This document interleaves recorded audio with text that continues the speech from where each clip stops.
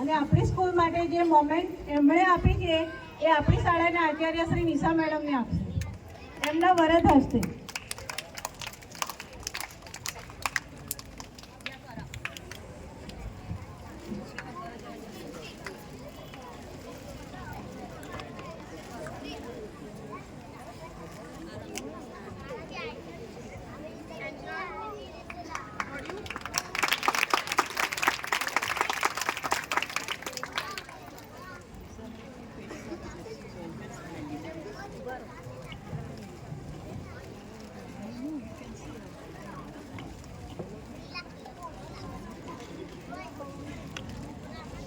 આપણને બે શબ્દ સરશ્રી કહેશે. બે શબ્દમાં તો ફક્ત જય શ્રી કૃષ્ણ આવ.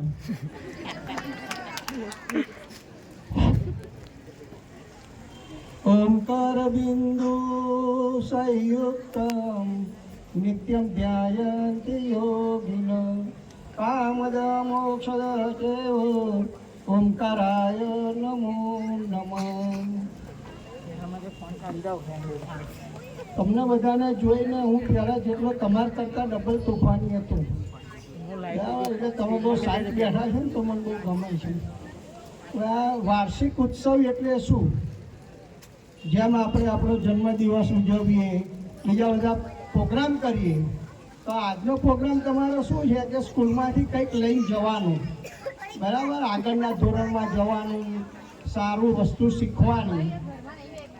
તો તમારી વસ્તુ કશી ખોવાઈ જાય તો દુઃખ થાય કે ના થાય? થાય, બરાબર. તો જે વસ્તુ ખોવાઈ ના જાય, ચોરી ના થાય એવી વસ્તુ આપણે મેળવવાની જ નહીં. હે? તો એક બધું વસ્તુ ચોરાઈ જાય તમારી, પરંતુ એક વિદ્યા એવી છે કે એમાં કોઈ ભાગ પાડી શકે નહીં, કોઈ ચોરી જાય નહીં. નચરો જહાર્યમ નચ રાજહાર્યમ નચ ભાજકારી. બરાબર, તમે MBBS ભણ્યા હોય તો કોઈ તમારા મગજમાંથી એ ભણતર કાઢી લેવાનું જ. હે, મમ્મી પપ્પાનું મકાન હોય તો ભાગ પડે, કોર્ટ કચેરી થાય, તો આપણે કેવી વિદ્યા મેળવવાની? સારામાં સારું ભણવાનું, બરાબર, કે જેમાં કોઈનો ભાગ પડે નહીં.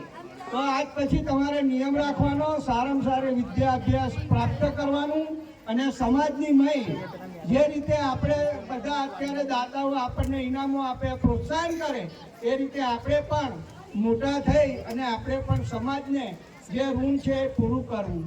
બીજું, વિદ્યા વિનયના શોભતે સા વિદ્યા વિમુક્તએ. એવી વિદ્યા આપણે ભણવી જોઈએ કે જે આપણને આ લોકમાં તો સુખ આપે, પણ તે પછી પણ આપણે પછી ગયડાઓને પછી છોકરાઓને એ લોકોને એમ ના થાય કે આ ડોશી નડે છે કે ડોસો નડે છે કે ચોણક જવું પડશે. આવું બધું ન થાય એના માટે આપણે એવી વિદ્યા ભણવાની કે જેનાથી આપણને મુક્તિ પ્રાપ્ત થાય. તો તમે બધા આ રીતે સારું ભણજો, સારા આગળ આવજો અને સદાય સારા વિચારો જીવનમાં અમલમાં મૂકજો અને ખૂબ ખૂબ પ્રગતિ કરો.